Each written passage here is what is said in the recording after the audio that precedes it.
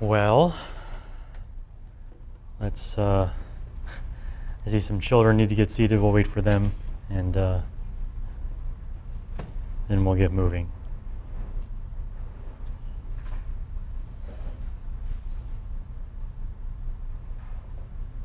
Okay. No pressure, Ruthie. Take your time. All right. So, today we're back in Matthew after the break I took to teach about other things. And we are still in Matthew's 5th section, which I have titled, The Suffering King Explains His Kingdom, which again is running from about the middle point of Matthew 16 through to the end of chapter 20. So I have broken that apart as one section, the 5th section of Matthew, with its own theme. And we're going to start getting back into that in a very easy way by dedicating ourselves to just 2 verses tonight. So Matthew 19 verses 1 through 2 is where we are. So I'll just read those. It says, when Jesus had finished these words, he departed from Galilee and came into the region of Judea beyond the Jordan. And large crowds followed him, and he healed them there. Now, this is a passage easily missed, or worse yet, easily ignored, whether deliberately or just accidentally, as you try to meet the demands of your Bible reading plan. This is the kind of passage you might not give much thought to. For one thing, it's so short. It's only 2 verses, so very easy to get into it and out of it. Kind of like driving through a small town, you don't really take much notice of it. It's just very short like that. Secondly, it describes a scene which, for the ministry of Jesus, is somewhat ordinary. Jesus performs a crowd healing. That is, a crowd of people approach him, and he just heals them all in one big group, kind of a assembly line fashion, which is a scene that you encounter very often in the gospel. So it's just kind of like, we've seen this before. Same song, different tune, or however that saying goes. So that's the reason you might pass by it very quickly. And finally, this short, ordinary passage is wedged between 2 very heavy teachings. One of them is Jesus' teaching on forgiveness, the parable he told right before this about the unforgiving servant, which is definitely a shock and awe kind of passage to get you really thinking about the topic of forgiveness. And then coming up is a very controversial teaching, his teaching on divorce, right? Which really gets everyone arguing about what we're allowed to do and what we're not allowed to do. And so you have this very short, very ordinary passage caught between 2 very large and heavy passages, and so once again you just fly right by it as you read this gospel. However, as we know, there is no word of God that is without value, and no act of Jesus that is truly ordinary. After all, this is Jesus we're talking about. There is nothing simplistic about anything this man does. And for that reason, I want to give these verses a greater sense of importance by giving them their own message, which I have titled An Extraordinary Healing. And that's not just rhetoric for me. I really do think it is an extraordinary healing that he does here, very much worthy of our attention and worthy of its own message. Now, as I made my outline for this message, I framed it around 3 words. And my 3 words are first, only, and last. So my 3 points to give you the sentences that go with those words. Point number 1, this passage describes the first crowd healing in a long time, speaking with reference to Matthew's gospel in particular. My second point is that this passage describes the only crowd healing in Judea, which refers to the region where Jesus does this, Judea. And then thirdly, the passage describes the last crowd healing done by Jesus. So if for no other reason, an important stage in his ministry, the last of some of these things that he does. So again, first, only, last. All of my points are framed around those 3 words.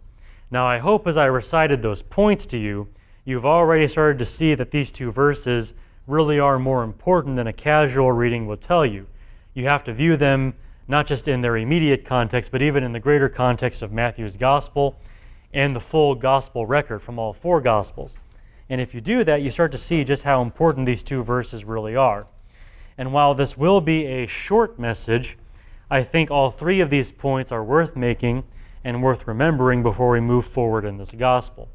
So it will be an early out tonight. I don't have a whole lot to say, but that's just because the passage is short, not because anything here is unimportant. There actually are things to say that are very worthy of mention, and that is what I want to do tonight as I talk about these two verses. So first of all, this passage describes the first crowd healing in a long time. Now, those of you that really pay attention to my messages know exactly what's coming next. Okay? It is time for stimulating statistics, as I often do when I start talking this way about how passages fit into the greater gospel record. Stimulating statistics. We're going to count, we're going to number things here. All right, so there are a grand total of 10 passages in Matthew's gospel that record these crowd healings. 10 times in Matthew that Jesus comes to a crowd of people and heals them all. Okay, so there's 10 of them. Now, the first of these crowd healings happens just after Jesus calls the 4 fishermen as disciples. So one of the first acts of his ministry, his public ministry, one of the first things he does is he heals a whole crowd of people. So we get started right off with that. And then 4 more crowd healings happen over the next 8 chapters. So about twice per chapter on average, Jesus comes to a crowd of people and starts healing them. So starts off healing crowds of people pretty consistently for the next little bit of Matthew's gospel. He's healing crowds of people here and there. And then Matthew really starts to focus on these crowd healings in chapters 14 and 15 because half of all of them that happen in Matthew's gospel happen in those 2 chapters. So in chapters 14 and 15, Jesus really steps it up. He starts healing even more crowds of people. It's like his healing ministry avalanches. It starts with a little snowball and then just becomes this big rush of healing everywhere he goes. And it just really picks up steam. And then, after all of that, there are in fact no crowd healings in Matthew's gospel for the next 3 chapters. So 16, 17, and 18 in Matthew, no crowd healings. It's like after building up all of that momentum, Jesus just stops doing those crowd healings that he does. And so this crowd healing here in chapter 19 is pretty important because it's the first one Jesus has done in a while. In a long time, at least with reference to Matthew's gospel, Jesus hasn't really been doing this. I mean, he's really put this part of his ministry on the shelf and focused on other things for a while. But now he comes back to it. He comes back to these crowd healings. You might remember something I said when we started the 5th section of Matthew, all that time ago when we began this section about the suffering king explaining his kingdom. I said that in the 5th section, teaching replaces healing. That in this part of Matthew's gospel, Jesus really steps up the teaching of the disciples and really gets away from healing. This is the point in Matthew's gospel where the suffering king explains his kingdom. He wants to make sure his disciples understand the kingdom of heaven that he's been talking about all this time. And so he really does put healing on the side and focuses on teaching. With the exception of one demonized boy that Jesus heals, we haven't seen him do any healing in this section at all. And this crowd healing is the first of these crowd healings that he does. So you really see what he's been focusing on all this time. He's been focusing on teaching. But now, once again, after this long hiatus of not doing these massive healings, Jesus comes back, like he rolls up his sleeves and gets back to the work of healing again. And that is what we see here in this first 2 verses of chapter 19, where he does this first crowd healing in a long time. Now, I mentioned this mainly as a preparation for my next 2 points. This really just primes the pump to get you thinking in the direction of how important this is, that Jesus has really not been doing much healing at all, but now decides to pick it up again for some reason. The sudden reappearance of healing in a section largely void of healing tells you that Matthew does want you to consider this crowd healing and think about why it's here. And since this passage describes the first crowd healing in a long time, let's go ahead and consider it further with my remaining 2 points. So point number 2 for tonight. This passage describes the only crowd healing in Judea. Now that might seem a little bit who cares to you.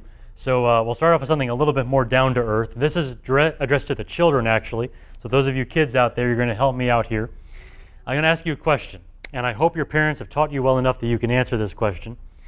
When somebody helps you, what are you supposed to do?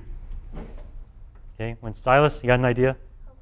Help them. Oh, okay, you could say that. Any other ideas? Ian?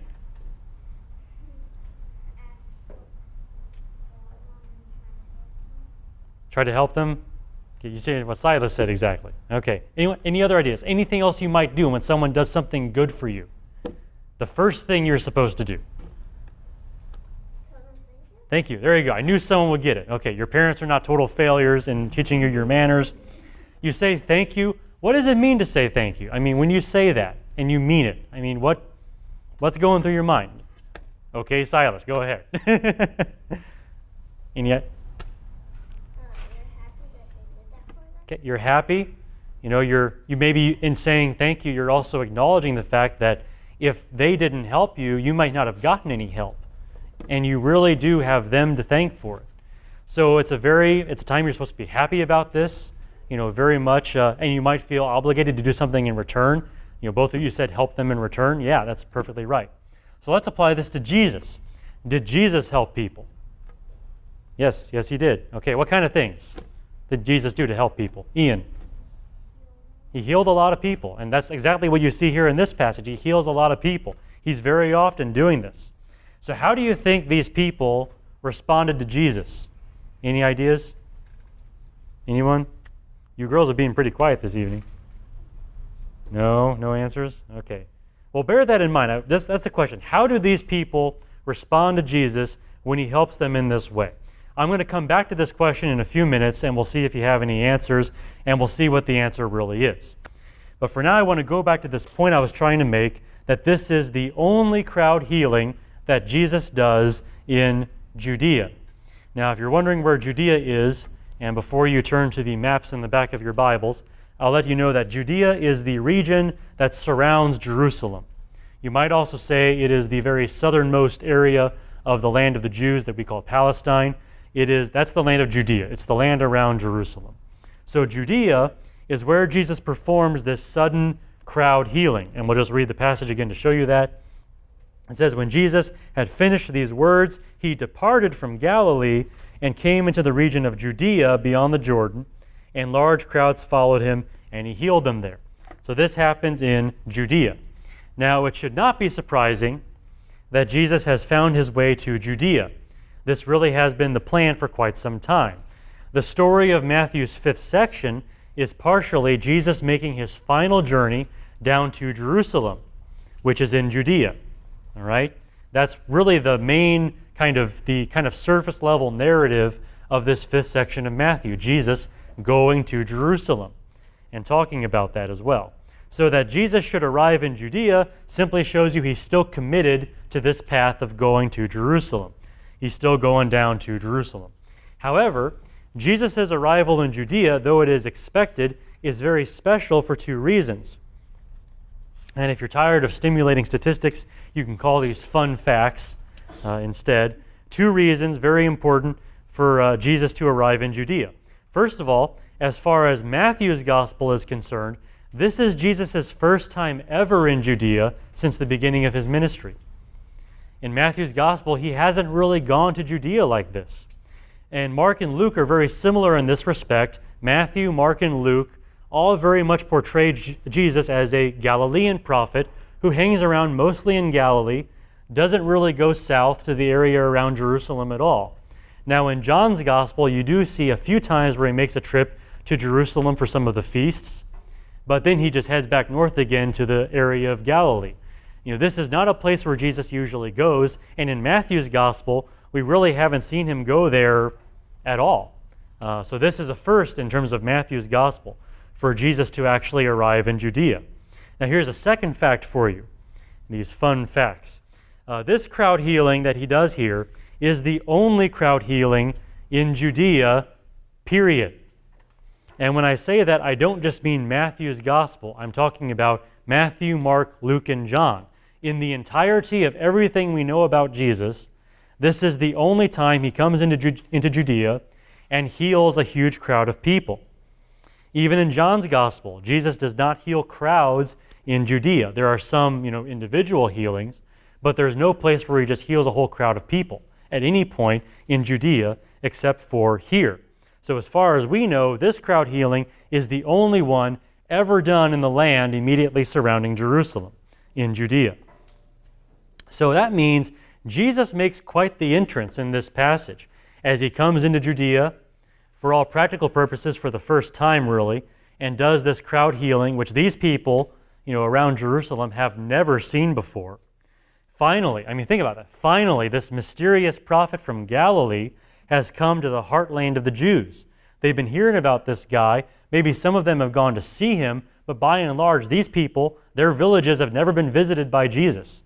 And here he comes finally to the land surrounding Jerusalem, and finally his power to heal any disease has come to Judea. Surely they've heard about this. Surely to some degree they've craved this. And finally, Jesus comes to do this in their own area, in their own region. So you have to think this is the event that this crowd has yearned to experience. Since they heard about this guy named Jesus, they've said, I wish he would come down to Judea. Get away from those silly Galileans and come down to where the real Jews are and, heal us for once. And finally, he shows up and does that. So now let's come back to this question that I was asking the children. How does Judea respond to this spread of God's mercy to their region? So kids, what do you think? How do people there respond to Jesus when he heals them? What do you think? You think that they thank him, okay? Anyone think something else? Anyone got any other ideas? How they might have responded to Jesus and his helpfulness? You already said one. You've been talking a lot. I appreciate it, but we're going to let someone else answer. Esther, what do you think? Any ideas? No ideas. Okay. Well, I hate to tell you this, kids, but you already know the answer. You just maybe forgot about it. These crowds respond to Jesus' helpfulness in a few weeks by crucifying him. They actually murder him. That is how they respond to what Jesus did for them when he healed this crowd of people. Now, it's true, thinking about the final scene there where Jesus is in Jerusalem at long last and the events leading up to his death, there are crowds from all over Palestine there at that time. There are even Jews from all over the world that come there around Passover time, which is when Jesus was there in Jerusalem. So there are, non-Judean Jews there in Jerusalem at that point. But it's still going to be primarily them. And the rulers of Jerusalem are definitely Judeans and the people that have all the power there. It is very much the Judeans that are there shouting out for Jesus' blood, crucify him, crucify them. A few weeks maybe after, they hear about this prophet coming and healing this crowd of people, a few weeks after that, they are, getting in this bloodlust in which they want to see this man dead. And that is how they thanked Jesus. You can say that the Judeans met this rare grace with a very rare display of needless and senseless violence against the man that helped them in this way. We sing a song about this. We actually sang it just this past Sunday, right? My song is Love Unknown. There's a verse in there that I find, very powerful. I can't remember, maybe verse 4, I can't quite remember. Why, what has my Lord done? What makes this rage and spite? He made the lame to run. He gave the blind their sight. Sweet injuries, yet they at these themselves displease, and against him rise. You see that played out here. Here he is healing all these people. I'm sure they're happy at the moment. Maybe even they were saying thank you. A few weeks later, these are the people that are going to want to see him dead. That is exactly what happened here when Jesus did his only crowd healing in Judea. Quite a way to finish things out. Okay, well, I have a final point to make, and this one you've probably already anticipated. This is the last crowd healing done by Jesus. And of course it makes sense. He's nearing Jerusalem, nearing the point in time when he's going to die. So there aren't many more occasions left for him to do these large crowd healings like this. And this is indeed the last one.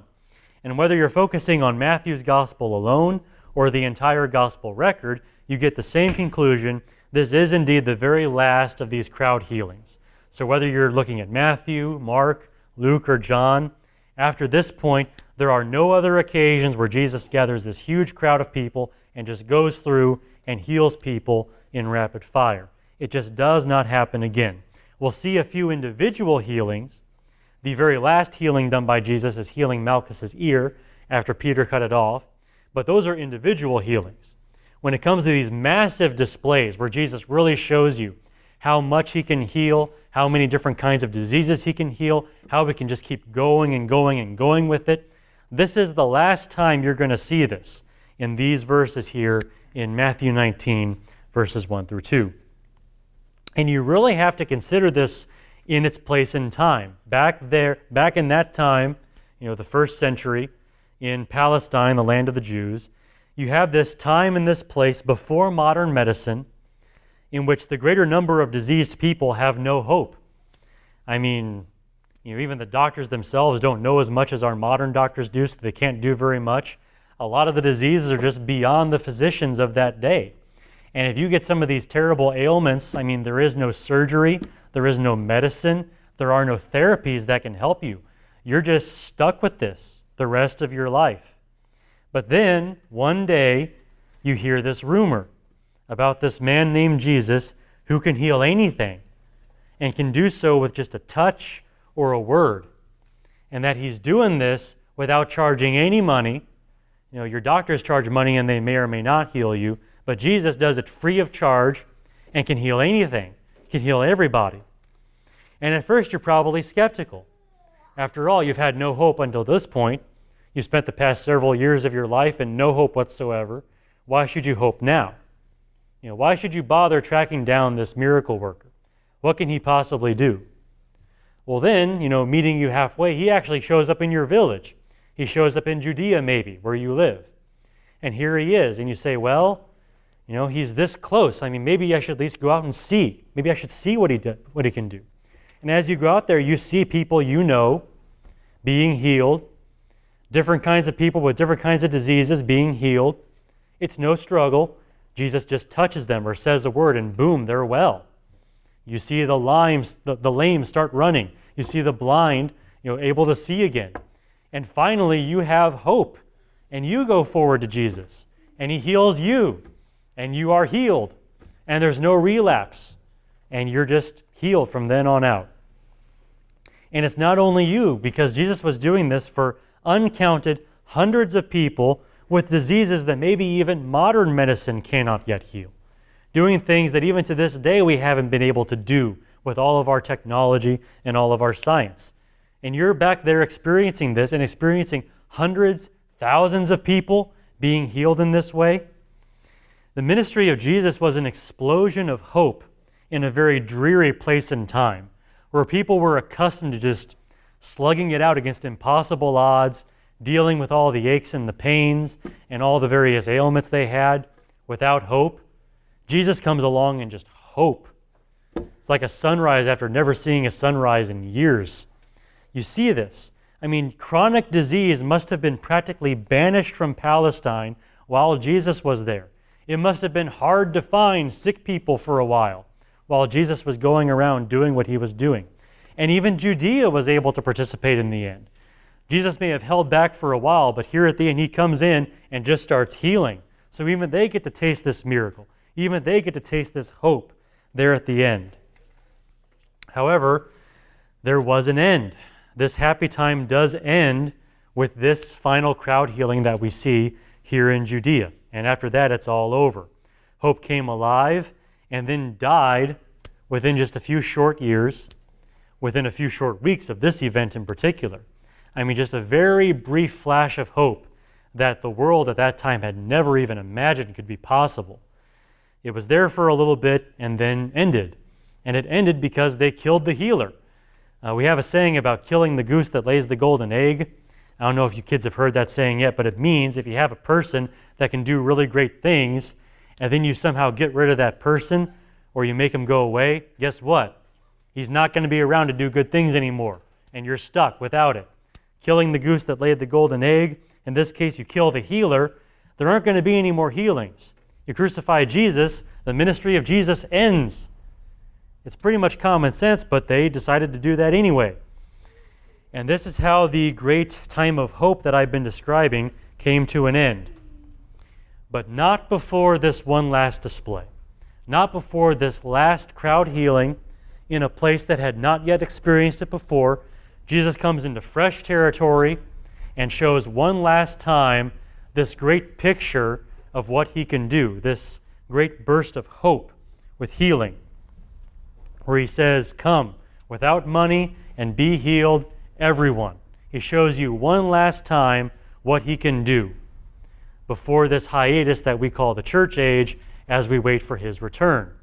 Because we know eventually there's going to be another crowd healing, but this one's going to be a worldwide healing in which Jesus returns and everything, whether physical or spiritual grief, whatever it is going to be sealed up, done away with forever when Jesus returns.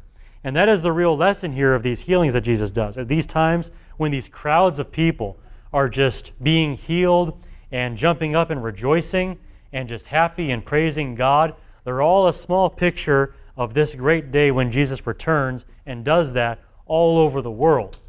And here in Judea, there at the end, Jesus shows you one last time the kind of salvation he brings, where a whole crowd of people who had no hope are suddenly alive with hope. And where there was no healing, there comes healing. So one last time before he undergoes the crucifixion and the resurrection that makes this salvation ultimately possible, one last time he shows you exactly what he can do. He shows these people what he can do. He shows them that one last time, this one last glimpse of what his kingdom is like. This is the suffering king explaining his kingdom. And by this one last crowd healing, he explains that his kingdom is a kingdom of hope for crowds of people, even if there was no hope before.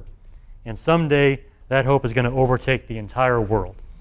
Someday, the entire world will experience what Judea experienced here at the very end of his ministry. And that is why I have titled this message, An Extraordinary Healing. Because there's a lot of stuff here to see if you take the time to look at it and really think about it. And these things really are extraordinary. And just to give you my points again, we'll summarize with this, and then we'll be done for the evening. Again, first, only, last were my three key words here. This is the first crowd healing done in a long time, which is Matthew's way of telling you, yes, this is important, so think about it more carefully. Secondly, this passage describes the only crowd healing done in Judea. So showing you how at last Jesus extends his mercy even to this region. Even though they're about to crucify him, Jesus comes and heals even here. And then finally, this passage describes the last crowd healing done by Jesus and is the last token, the last image that he gives of this great salvation that he's bringing for the whole world through his death and resurrection, which he is about to accomplish in Jerusalem when he finally arrives there. And that is the lesson to learn from these two verses here at the beginning of Matthew 19. So, with that, are there any questions or comments on this? They don't